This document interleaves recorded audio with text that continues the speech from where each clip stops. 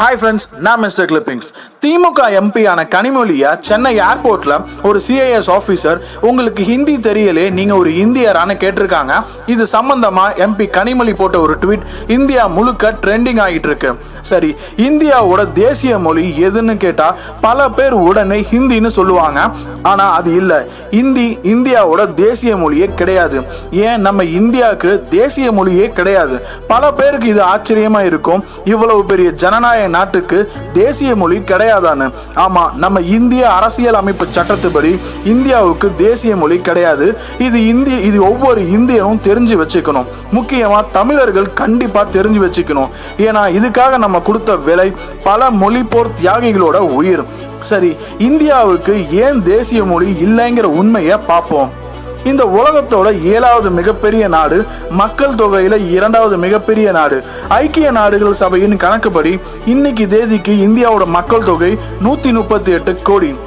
இந்தியாவில் மொத்தம் 1700 regional languages இருக்கு.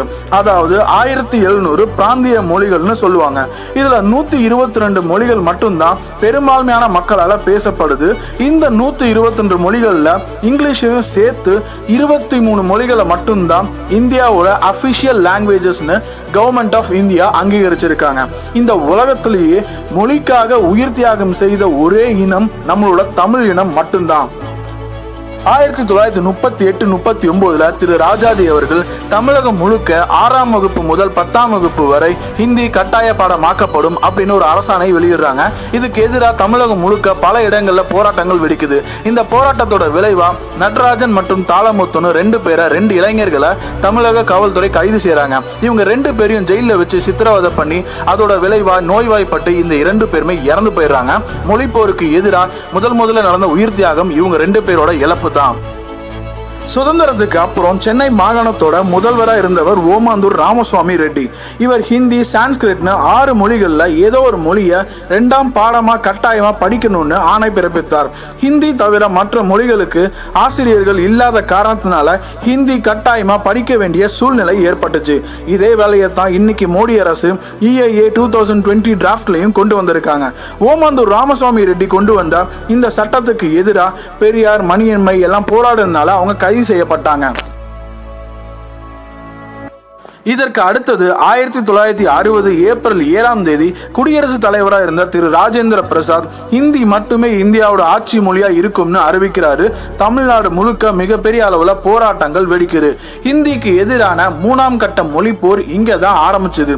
திராவிட கழகம், திமுகன்னு எல்லோரும் போராட்டம் பண்ண ஆரம்பிச்சாங்க. போராட்டம் தீவிரம் அடைஞ்சதுனால இந்த சட்டத்தை திரும்ப பெறப்பட்டது. ஹிந்திக்கு எதிரான மொழி போர் எப்ப தீவிரம் அடைஞ்சதுன்னா 1963 1965 வரைக்கும் நடந்த போராட்டங்கள் தான். 1963 ஏப்ரல் 13ஆம் தேதி அப்ப மத்திய அமைச்சராக இருந்த திரு லால் பகதூர் சாஸ்திரி ஹிந்தி மொழி மட்டுமே இந்தியாவின் ஆட்சி மொழியா இருக்கும், ஹிந்திக்கு துணையா ஆங்கிலத்தை பயன்படுத்தலாம்னு ஆட்சி மொழி மசோதாவா நாடாளுமன்றத்தில் தாக்கல் பண்ணாரு. அதன்படி 1965 முதல் ஜனவரி 26ஆம் தேதி முதல் ஹிந்தி இந்தியாவின் தேசிய மொழியாக்கப்படும் அப்படின்னு அறிவிச்சாரு. ஏற்கனவே ஹிந்தி மொழி பேசாத மாநிலங்கள்ல அந்த மக்கள் விரும்பும் வரை ஹிந்திக்கு பதிலாக ஆங்கிலம் பயன்படுத்தலாம், கட்டாயப்படுத்த மாட்டோம் அப்படின்னு நேரு கொடுத்த வாக்குறுதியை மீறதா இருந்தது இந்த சட்டம். 1963 நவம்பர் 17ஆம் தேதி தொடங்கி போராட்டங்கள் தொடங்கியது. தமிழகம் முழுக்க தீப்பிழம்பா போராட்டங்கள் வெடித்தது. இதன் விளைவா அண்ணா, கலைஞர், அன்பழகன் பல திமுகவினர் வரிசையா கைது செய்யப்பட்டாங்க. தமிழகம் முழுக்க போராட்டம் ரொம்பவே தீவிரமடைஞ்சது.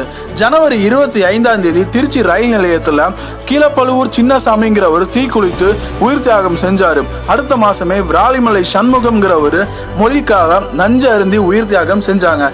தமிழகம் முழுக்க மாணவர்கள் கல்லூரிகளை புறக்கணிச்சிட்டு ரோட்ல இறங்கி போராட்டம் பண்ண ஆரம்பிச்சாங்க. இதன் விளைவா இந்த போராட்டத்துல மட்டும் 40க்கும் மேற்பட்ட தியாகிகள் மொழிக்காக உயிர் தியாகம் செஞ்சதாகவும் 150க்கும் மேற்பட்டவர்கள் போலீசால் நடத்தப்பட்ட கலவரத்திலையும் அடிதடியாலையும் உயிர் தியாகம் செஞ்சதாகவும் சொல்றாங்க.